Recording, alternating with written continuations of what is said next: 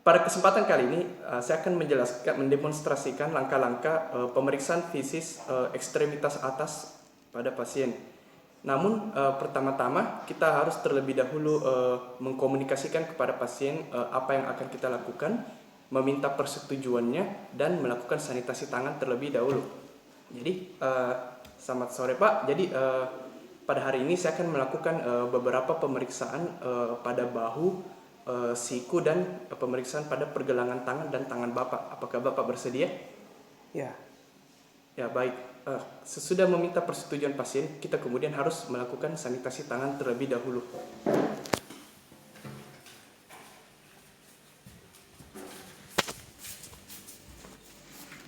Ya, jadi langkah pertama adalah sesudah membasuh tangan, kita kemudian mengambil sabun dan menggosokkannya pertama-tama pada kedua telapak tangan, kemudian menggosokkannya pada kedua punggung tangan, lalu menggosokkannya pada sela-sela jari tangan.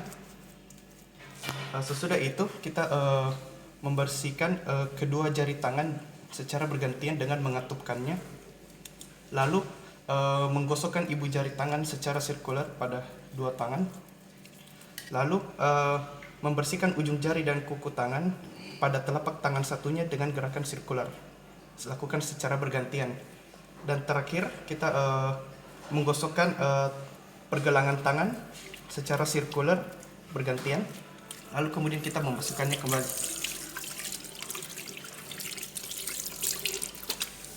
Sesudah itu kita siap untuk melakukan pemeriksaan.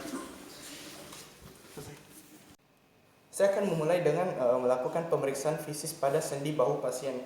Nah, pertama-tama kita harus memastikan bagian pakaian pasien yang kemungkinan menghalangi daerah yang akan diperiksa untuk segera dilepas. Kemudian kita mulai dengan inspeksi secara anterior, lateral, maupun posterior pada daerah sendi bahu pasien. Yang ingin kita perhatikan adalah apakah mungkin terdapat suatu bentuk deformitas yang menunjukkan pada dislokasi posterior ataupun dislokasi anterior. Yang kedua, kita ingin melihat apakah mungkin terdapat peteki atau ekimosis. Ya, Bapak silakan berbalik ke depan kembali. Kemudian selanjutnya kita melakukan palpasi pada beberapa daerah pada sendi bahu pasien. Yang pertama, kita melakukan palpasi pada daerah aksila untuk menemukan letak kaput humeri yang biasanya terdapat di proksimal. Kita lakukan di sendi bahu kiri dan kanan, lalu kita bandingkan. Kemudian kita melakukan palpasi tekanan ringan untuk mengetahui apakah mungkin terdapat nyeri tekan pada daerah sendi bahu pasien yang dipalpasi. Yang pertama pada sendi acromioclavicular pasien di bagian ujung clavikula. Jika misalnya terdapat nyeri tekan, maka itu kemungkinan menunjukkan suatu bentuk instabilitas skapula ataupun suatu bentuk dislokasi klavikula dari acromion. Yang kedua adalah kita akan memeriksa tendon supraspinatus yang berada di bagian acromion. Bapak silakan berbalik. Jika misalnya terdapat nyeri tekan pada tendon supraspinatus, itu kemungkinan menunjukkan suatu bentuk cedera pada otot-otot supraspinatus pasien. Dan yang ketiga, kita akan kita akan melakukan palpasi pada tuberositas mayor kaput humeri lateral. Jika misalnya terdapat nyeri tekan, maka kemungkinan itu menunjukkan suatu cedera pada otot-otot rotator cuff. Selanjutnya kita akan memeriksa beberapa status neurovaskular yang pada daerah sendi bahu. Misalnya yang pertama yang akan kita lakukan adalah pemeriksaan apakah mungkin terdapat cedera pada nervus axillaris pasien, yang dapat kita periksa dengan melakukan beberapa pinprick test pada daerah otot-otot deltoid pasien. Jika misalnya pasien tidak merasakan ada beberapa rasa prick, maka itu kemungkinan mungkin terdapat cedera pada nervus axillaris pasien. Apakah Bapak dapat merasakannya? Ya. Setelah itu kita beralih ke pemeriksaan range of motion atau batas gerakan sendi bahu pasien. Nah, pemeriksaan range of motion ini kita lakukan dalam dua bentuk, yaitu aktif dan pasif. Untuk pemeriksaan range of motion aktif, kita lakukan pemeriksaan tanpa bantuan dari pemeriksa dan gerakan sendi dilakukan oleh pasien sendiri. Dan kita menginstruksikan pasien untuk mengikuti apa yang kita lakukan. Jadi Bapak tolong angkat sendi bahunya. Ini adalah yang pertama adalah fleksi bahu pasien, yaitu kita meminta pasien untuk mengangkat sendi bahunya hingga ke atas dari 0 hingga 180 derajat. Bapak tolong ikuti gerakan saya. Dan Bapak tolong beritahu apabila mungkin terjadi rasa nyeri atau rasa seperti terkunci, karena itu akan menunjukkan suatu kelainan pada otot pasien. Sesudah melakukan fleksi 180 derajat, Bapak silakan turunkan kembali perlahan. Lalu kita kemudian menilai gerak range of motion ekstensi aktif pasien. Bapak tolong ikuti gerakan saya. Nah, range of motion ekstensi ini sudut normalnya kira-kira 0 hingga 45 derajat. Jika misalnya pasien merasakan suatu bentuk locking atau nyeri, maka itu kemungkinan menandakan kelainan pada otot pasien ataupun mungkin pada sendi bahunya. Selanjutnya, range of motion yang selanjutnya adalah kita akan Bapak tolong berbalik. Kita akan melakukan penilaian gerakan abduksi sendi bahu pasien. Bapak ikuti gerakan saya. Nah, setinggi-tingginya jika Bapak bisa. Nah, abduksi ini secara normal dapat dilakukan hingga 180 derajat. Bapak silakan turunkan kembali. Lalu range of motion yang selanjutnya akan kita nilai adalah aduksi sendi bahu pasien. Bapak tolong ikuti gerakan saya. Nah, gerakan aduksi sendi bahu ini sudut normalnya kira-kira hingga 30 derajat. Ya, Bapak silakan kembalikan. Dan dua range of motion aktif yang terakhir adalah kita meminta pasien untuk memfleksikan sendi kubitinya, lalu memfleksikan sendi bahunya 90 derajat. Lalu kita meminta pasien yang pertama adalah rotasi internal. Bapak tolong ikuti gerakan saya. Nah, rotasi internal ini memiliki sudut normal kira-kira hingga 90 derajat. Dan hal yang sama untuk rotasi eksternal. Sekarang Bapak ikuti gerakan saya. Nah, range of motion untuk rotasi internal dan rotasi eksternal ini sama-sama hingga 90 derajat. Ya, Bapak sedang turunkan lengannya kembali. Nah, penilaian range of motion ini kita lakukan di kedua sendi pasien, yaitu kanan dan kiri. Lalu kita juga dapat melihat apakah mungkin terjadi perbedaan range of motion kiri dan kanan. Nah, untuk penilaian range of motion yang dilakukan secara pasif, yang membedakannya dengan aktif hanyalah kita membantu pasien untuk menggerakkan sendi bahunya. Ini penilaian range of motion yang pasif ini dapat membantu kita untuk membedakan apakah mungkin terdapat kelainan atau artritis ataupun artritis, yaitu yang artikular maupun yang non artikular. Sesudah itu saya akan melakukan beberapa pemeriksaan khusus. Bapak silakan.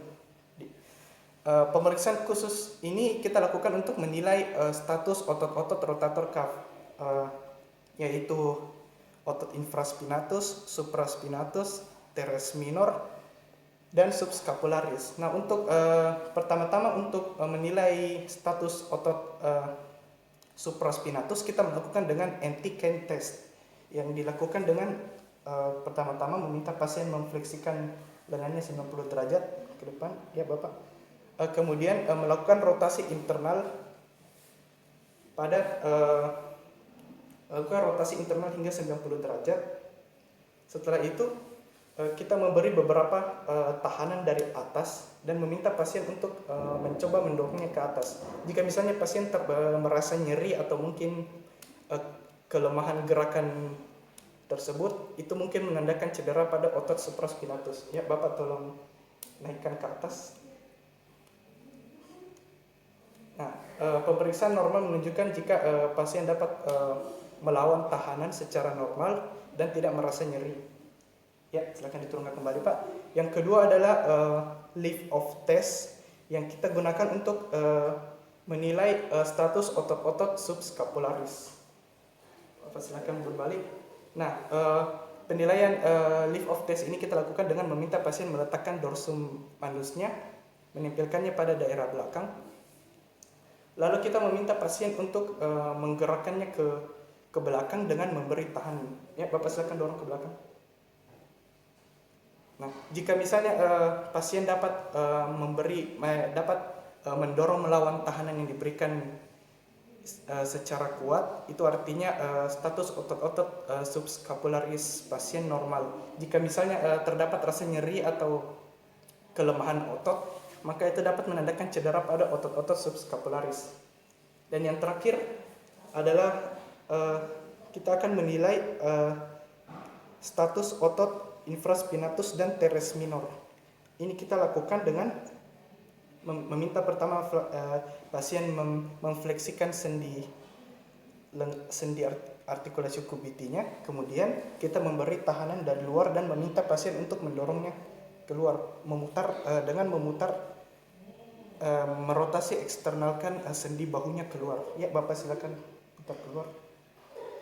Jika pasien dapat merotasi eksternal melawan tahanan dengan kuat, itu menandakan status otot infraspinatus dan teres minor yang masih normal. Sedangkan jika misalnya terdapat sensasi nyeri ataupun kelemahan gerakan otot, maka itu dapat menandakan cedera pada otot-otot infraspinatus dan teres minor.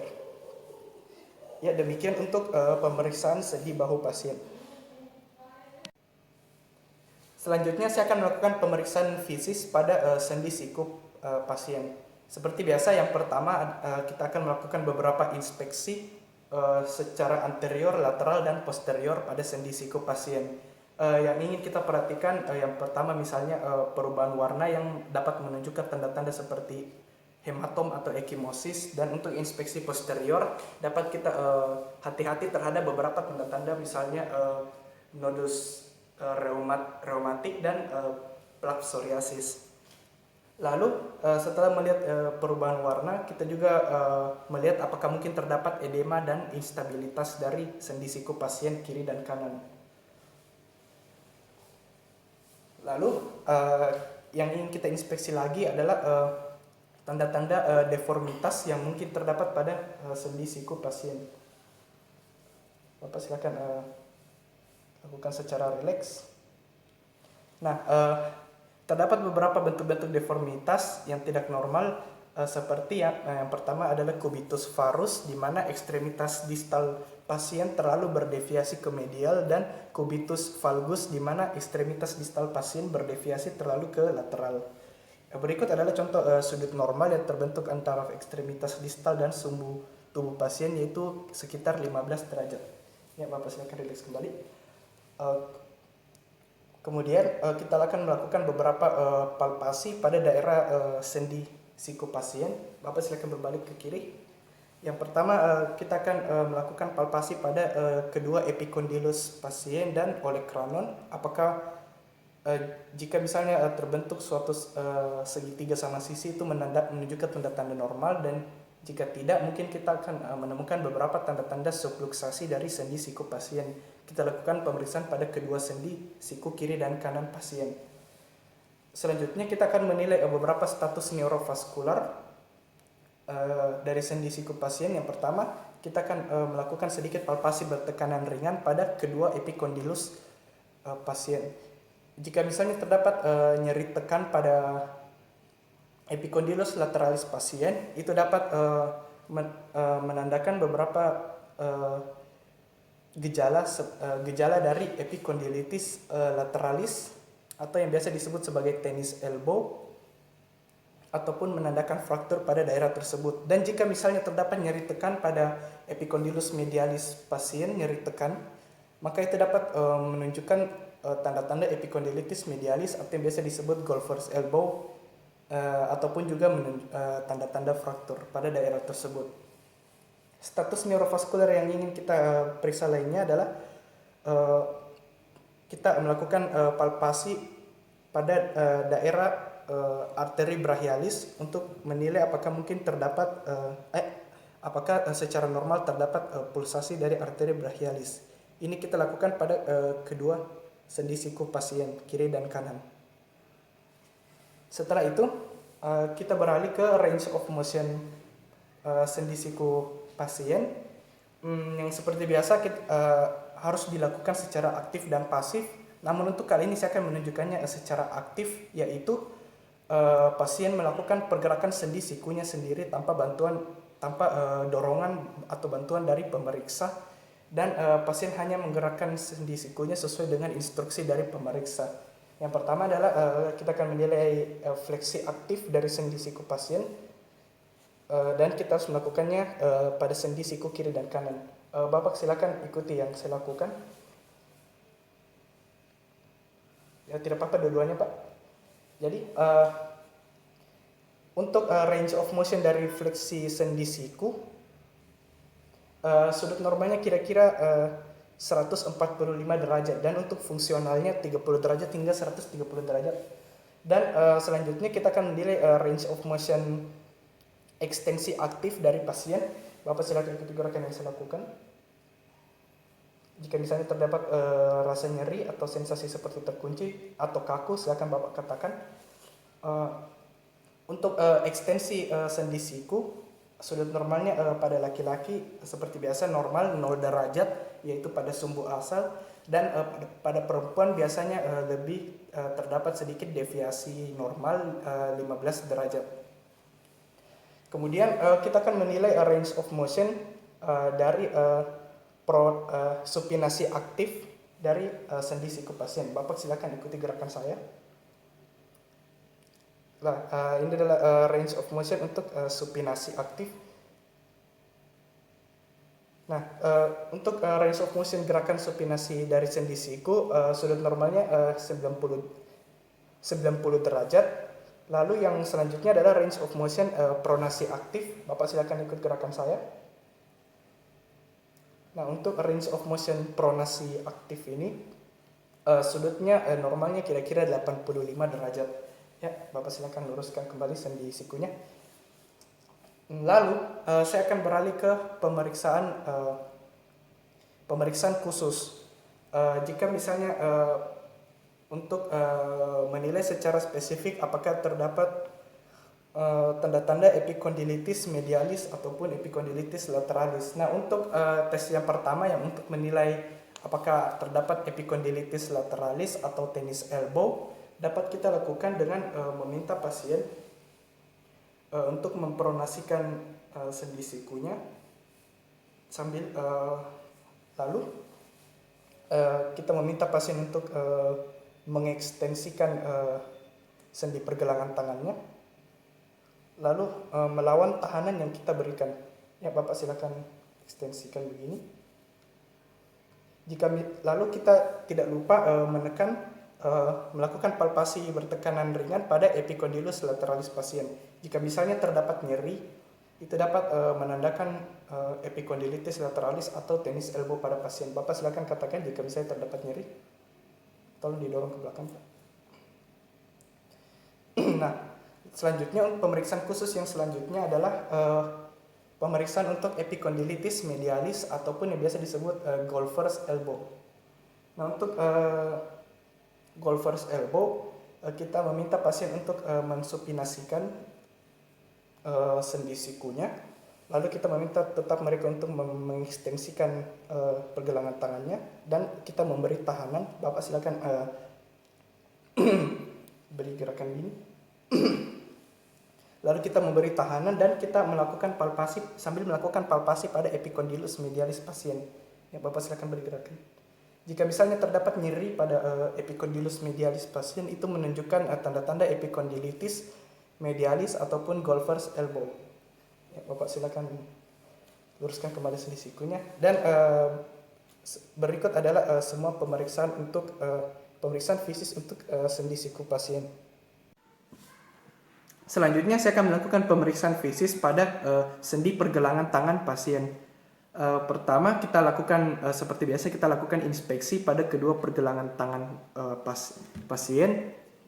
Kita melihat apakah mungkin terdapat suatu bentuk edema atau inflamasi ataupun tanda-tanda perubahan warna akibat hematom ataupun ekimosis. Lalu kita juga memeriksa apakah mungkin terdapat bentuk-bentuk deformitas dari sendi pergelangan tangan pasien. Kita lakukan pada sendi pergelangan kiri dan kanan pasien. Setelah itu kita melakukan beberapa palpasi. Yang pertama palpasi pada kedua sendi pergelangan tangan pasien. Yang pertama kita lakukan palpasi untuk memeriksa apakah terjadi perbedaan suhu antara sendi pergelangan tangan kiri dan kanan dengan daerah sekitarnya.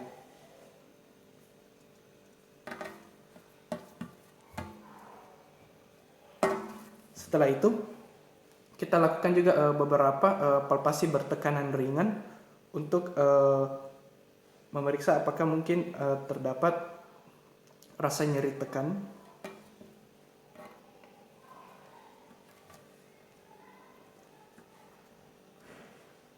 Nah, setelah itu kita lakukan penilaian status neurovaskular, yaitu dengan cara melakukan palpasi pada pulsasi arteri radialis dan arteri ulnaris pasien pada kedua sendi pergelangan tangan dan kiri.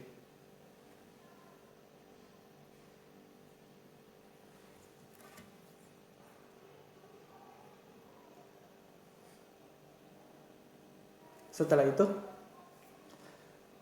kita beralih ke range of motion dari sendi pergelangan tangan pasien. Saya akan melakukannya secara aktif dan pasif. Seperti biasa, untuk aktif pasien melakukannya dengan tanpa bantuan pemeriksa, dan untuk pasif pasien melakukannya dengan bantuan dari pemeriksa. Yang pertama saya akan menilai range of motion fleksi pasif dari sendi pergelangan tangan pasien.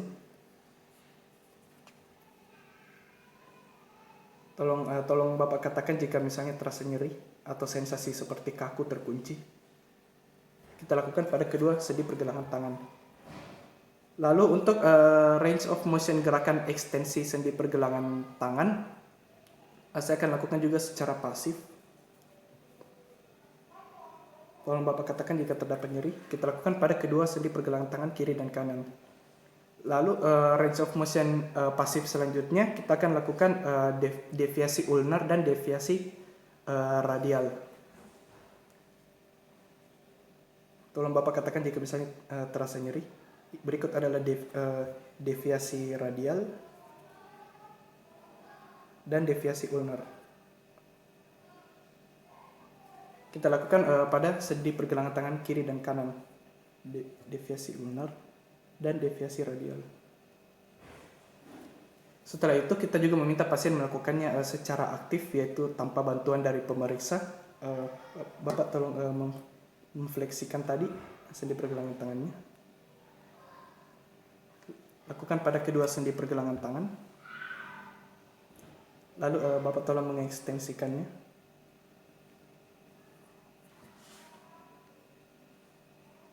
Jika Bapak misalnya merasa nyeri, silakan katakan. Lalu deviasi radial, Bapak tolong ikut yang saya lakukan.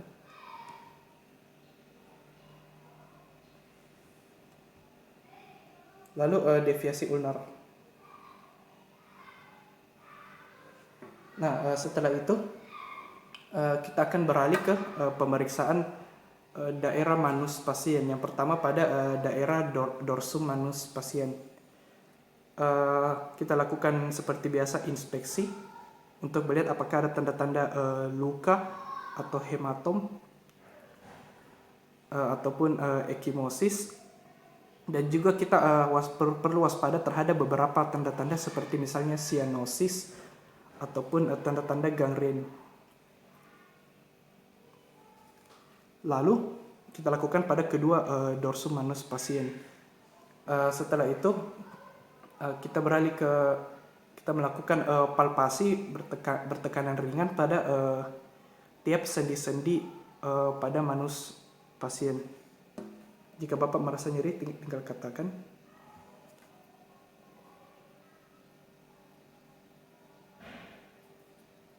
Kita lakukan pada kedua sendi pergelangan tangan kanan dan kiri.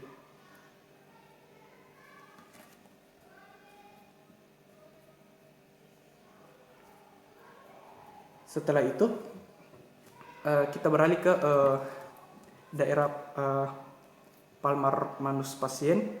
Yang ingin kita periksa pada daerah palmar pasien adalah yang pertama misalnya kita memeriksa apakah mungkin terdapat suatu bentuk misalnya kontraktur Dupuytren atau pembengkakan pada fasia otot-otot tenar dan hipotenar pasien.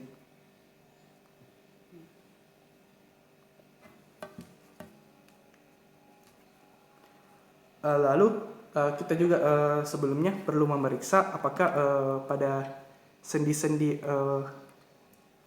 interphalanx pasien apakah mungkin terdapat tanda-tanda yang deformitas seperti misalnya pada distal interphalanx pada distal interphalanx pasien biasanya terdapat pembengkakan atau yang biasa disebut sebagai Heberden's knots, dan pada proximal interphalanx pasien jika terdapat pembengkakan itu biasa disebut Bouchard's knots. Nah, kedua knots ini merupakan salah satu tanda-tanda khusus dari osteoartritis. Kemudian kita kembali ke daerah palmar pasien. Selanjutnya kita memeriksa sensibilitas dari kita palpasi untuk menilai sensibilitas dari kulit palmar pasien.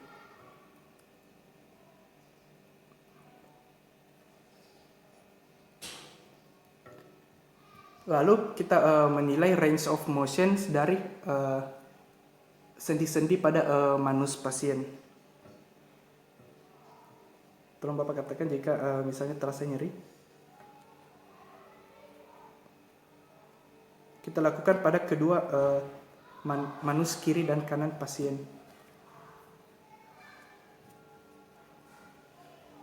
Setelah itu kita akan melakukan penilaian status neurovaskular, yaitu capillary refilling time pada ujung jari pasien yang kita lakukan pencet secara sebentar, lalu kita amati perubahan dari warna keputihan menjadi kembali kemerahan.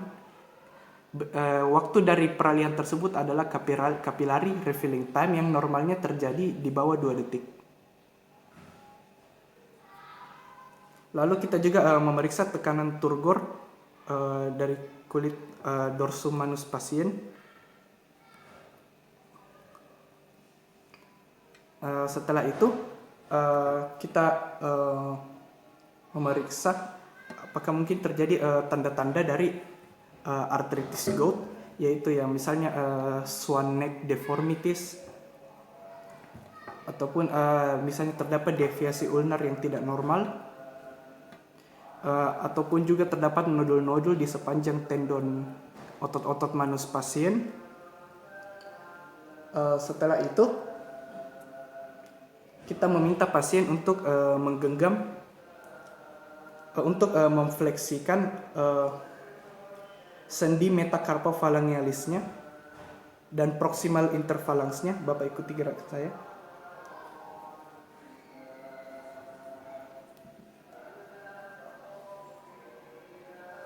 Jika kita lakukan pada kedua manus pasien, lalu kita perhatikan jika semua jari-jari pasien mengarah pada os scaphoideum, maka tanda-tanda tersebut adalah normal. Kita lakukan pada kedua palmar pasien. Setelah itu kita lakukan beberapa pemeriksaan khusus pada manus pasien. Yang pertama adalah Fallen test. kita lakukan fleksi, lalu kita tekankan kedua pergelangan tangan pasien. Bapak tolong ikuti gerakan saya. Lalu kita meminta pasien untuk menahannya hingga kira-kira 1 menit.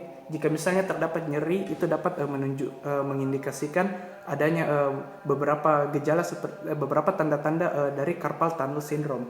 Beberapa pemeriksaan khusus untuk carpal tunnel syndrome dapat kita lakukan dengan Tinel test, yaitu dengan kita memberi beberapa perkusi pada daerah carpal tunnel pasien. Jika misalnya pasien merasa seperti sensasi kesemutan atau tertusuk-tusuk, itu dapat menunjukkan suatu tanda-tanda carpal tunnel syndrome.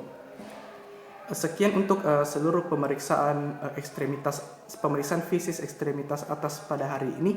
Sesudah melakukan sejumlah pemeriksaan, kita harus mengucapkan terima kasih pada pasien dan menjelaskan semua hasil-hasil dari pemeriksaan. Jadi Pak, terima kasih atas perhatian Bapak dan kesediaan Bapak untuk mengikuti pemeriksaan fisis ekstremitas atas Bapak pada hari ini. Setelah melakukan pemeriksaan tadi, saya menemukan bahwa semua tanda-tanda pada sendi lengan hingga tangan Bapak dan bahunya normal. Dan terima kasih kembali kepada Bapak atas seluruh perhatiannya. Setelah itu kita kembali melakukan sanitasi tangan.